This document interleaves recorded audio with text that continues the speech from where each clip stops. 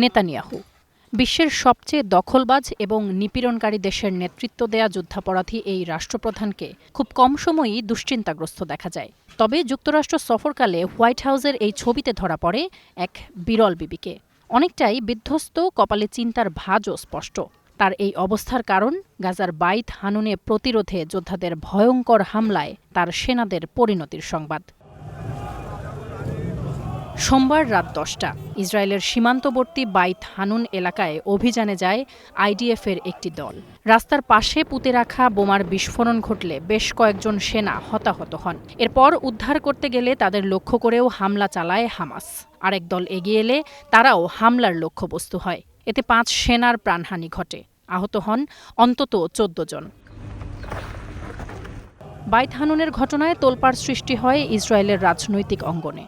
মাত্র সপ্তাহ দুয়েক আগে দক্ষিণ গাজায় 7 সেনা প্রাণ হারালে ওই দিনকে খুব কঠিন দিন হিসেবে আখ্যা দেন নেতানিয়াহু।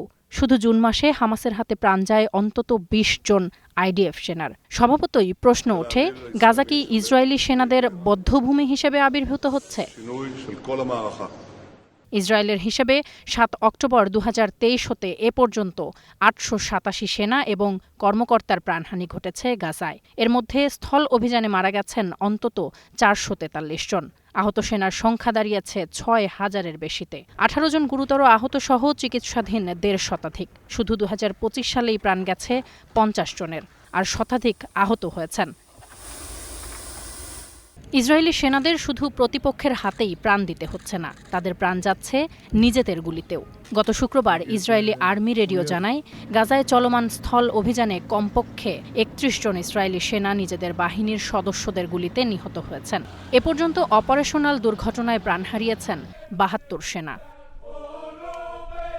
রিপোর্টে আরও বলা হয়, গত 18 মার্চ থেকে ইসরায়েলের নতুন সামরিক অভিযান শুরু হবার পর নিহত হয়েছেন অন্তত 32 সেনা। এইসব পরিসংখ্যান থেকে স্পষ্ট, গাজা যুদ্ধ ইসরায়েলি বাহিনীর জন্য ক্রমাগত প্রাণঘাতী হয়ে উঠছে।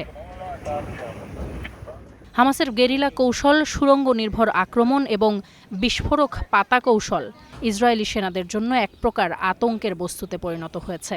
বিশ্লেষকরা বলছেন, গাজায় হামলা, হত্যা আর ধ্বংসযজ্ঞে ইসরায়েল ব্যাপক সক্ষমতা দেখালেও সেনা এবং কর্মকর্তার প্রাণহানি বৃদ্ধি ভিয়েতনামে যুক্তরাষ্ট্রের পরিণতি ডেকে আনতে পারে।